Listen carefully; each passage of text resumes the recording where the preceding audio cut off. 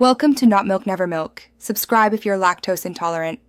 You start by stopping the clock and powering off the device. This protects the SIM and phone.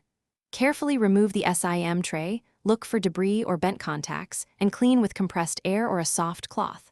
Once done, insert the SIM into a different working phone to verify the card itself. If it works there, the problem is the device. If not, the carrier or SIM is faulty. Make sure airplane mode is off and network mode matches the SIM capability. Now you reseat the SIM precisely, ensuring the tray aligns and the card clicks into place. Poor contact causes most errors. Next, refresh the software side.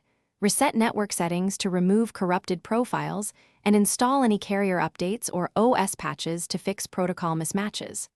Once done, reboot the phone to apply changes, then toggle mobile data and preferred network types to force a reconnection. These steps replace flaky software states and re-establish a clean handshake with the tower.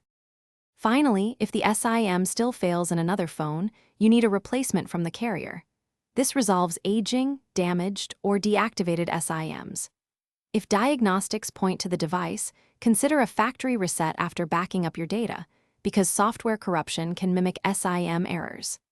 Make sure to try a known good SIM first.